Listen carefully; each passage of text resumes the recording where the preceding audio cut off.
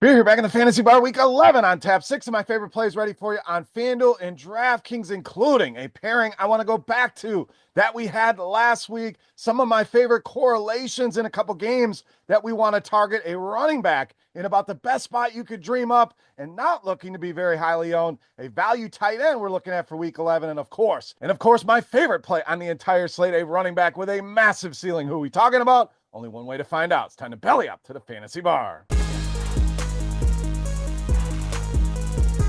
Welcome in, guys. Week 11 edition Beers Daily Fantasy six-pack. Good to be back here in the friendly confines, talking some NFL, 6 of my favorite plays, fresh off the tap for you on FanDuel and DraftKings. Thank you, as always, for stopping by, checking out this week's video. Before we get to those plays, do me a favor. Take a second, click that thumbs up button. That is the tip jar here to continue to bring you these free videos. So let's see how many thumbs up we can get. Subscribe, hit that notification bell. Don't forget my Pints and Picks video back. 2 of my favorite prop bets I absolutely love this week over on our Scores and Odds YouTube page. And lastly, if you haven't checked out splashsports.com/RotoGrinders yet, what are you waiting for? By now, I'm sure you heard me mention this many a times about Splash Sports. They're one of the fastest growing peer-to-peer gaming platforms in the US and Canada. We've got an exclusive offer for those of you who haven't signed up and tried their newest Quick Picks game. From now through November 17th, new users who sign up using promo code ROTO10 will receive 20% off all Quick Picks entries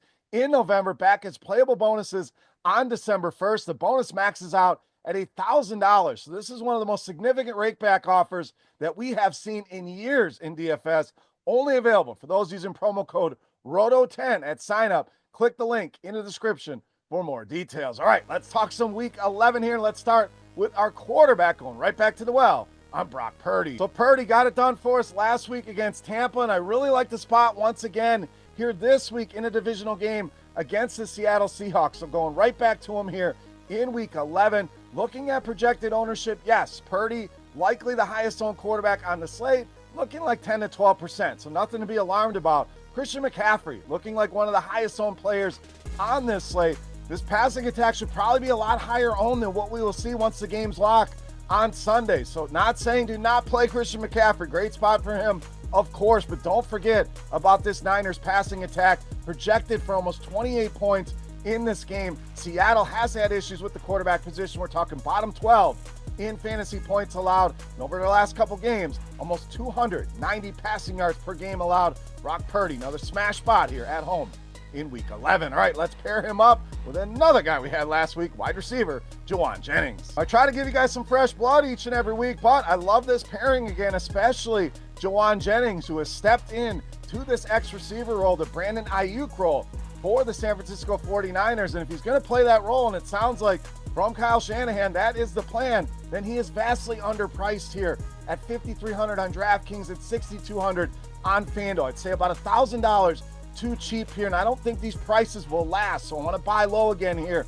before they shoot up. 11 targets last week against Tampa. That's now 3 games over his last 5, but we've seen 88 or more receiving yards. And what a matchup here with Seattle. Bottom 10 in receiving touchdowns allowed and fantasy points to this position. And Jawan Jennings, another big game coming against the Seattle Seahawks. All right, let's go to the running back position. A guy I think is going to go completely overlooked in a great matchup. We're talking Kareem Hunt of the Chiefs. So this is not the Chiefs of old where they're slinging the ball around scoring 35, 40 points. This is a team that's going to win with their defense and their running game. And this matchup with Buffalo, you're going to find a lot more success on the ground than they will through the air. So I think Hunt in for another 15, 20 plus touch game here. The targets last week was certainly encouraging. 10 targets last week. I don't think we get that again, but this matchup certainly vulnerable to pass catching running backs. Andy Reid, one of the best schemers out there, so I would not expect that pass game role to go away here. Buffalo has allowed more receiving yards to running back than any team in the NFL, and Hunt just been solid, giving us a nice floor and ceiling. 5 touchdowns over his last 5 games, 3 games of 21 or more DraftKings points, so showing us a nice ceiling. And only the Carolina Panthers giving up more fantasy points to this position than the Buffalo Bills on DraftKings. Kareem Hunt, no idea why the ownership is so low, but happy to take advantage in this eruption spot against the Buffalo Bills. All right, speaking of the Bills, let's go to that side at tight end with Dawson Knox. Now, this one certainly has an asterisk by it. Dalton Kincaid dealing with an injury. We'll keep an eye on his status. If he's in, Dalton Kincaid becomes the play for us here, but I think he misses this week. I think it's Dawson Knox who steps in as the starting tight end, who we know has nice chemistry with Josh Allen, especially around the red zone at 3,500. We can get a touchdown, couple catches, easily pays off this salary, and the spot form is fantastic. Kansas City most receiving yards and the most fantasy points allowed to this position this season. No Keon Coleman already. Amari Cooper questionable. Kincaid's out as well. They are running thin on pass game options. I think Dawson Knox becomes one of the best values. If Kincaid is in, we will make the swap to Dalton Kincaid. Just love this matchup for tight ends against Kansas City. All right, back to the wide receiver position next in the mid-range with Jakobi Meyers of the Raiders. Not the easiest matchup here for Jakobi Meyers, no doubt. Miami been very good against wide receivers, but I'm going to trump that with the volume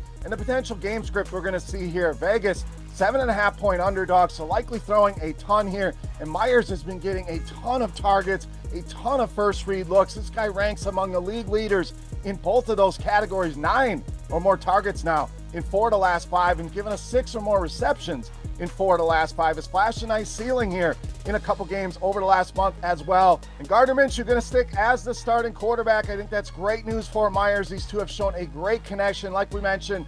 7.5-point underdog, so likely playing from behind, throwing a ton, double-digit targets likely here for Jakobi Meyers. I think he's one of the best options in the mid-range, seeing all that volume in a positive game script. All right, it's time to take a look at my favorite play for Week 11. Before we do that, let's continue our Beast of the Week contest. Easy to play. Just click that thumbs up button, head to the comment section, and guess fantasy points on DraftKings for my Beast of the Week. Whoever's guess is the closest, you're going to get your choice of a free month of RotoGrinders Premium or a free month of Scores and Odds Premium. All right, let's wrap it up with my favorite play for Week 11. You know, Mass, the Beast of the Week.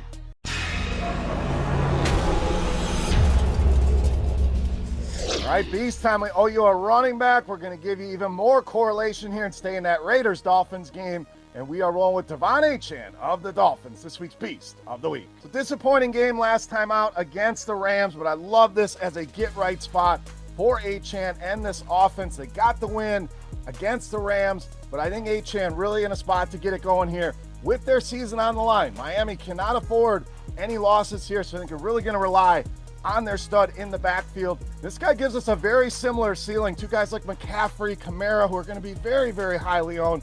Achane certainly going to have some ownership, but you save some money here. $1,000 cheaper than Kamara, $1,100 off Christian McCaffrey. Not that those are bad plays, but that $1,000, $1,100 can go a long way and build you up somewhere else here. Miami, 7.5-point home favorites. We love that for our running backs. Vegas has struggled with this position. 6 most fantasy points allowed to the running back position. All adds up to a nuclear spot here. I think Achane gets back on track, goes over 30 fantasy points, making him easily my favorite play on the board in this week's Beast of the Week. All right, guys, that'll do it for our Week 11 six-pack. As always, any comments, questions, or feedback, hit me up in that comment section right below the video or on Twitter at Beermakersfan. Don't forget, your guess for Devon Achane's fantasy points on DraftKings for a shot at a free month of RotoGrinders Premium or a free month of Scores and Odds Premium. Speaking of Scores and Odds, don't forget my Pints and Picks back this week. I've got 2 prop bets I love for Week 11 with projections well above the lines that are offered, so make sure you're checking that out over on our Scores and Odds YouTube page for RotoGrinders.com. I am Beer saying salut, guys. Thank you so much for watching. Best of luck here in Week 11, and we'll see you next time. Thanks for checking out our videos. Don't forget to subscribe to this channel for more DraftKings, FanDuel, and other DFS content, and you can check out our daily live show schedule on RotoGrinders.com/videos.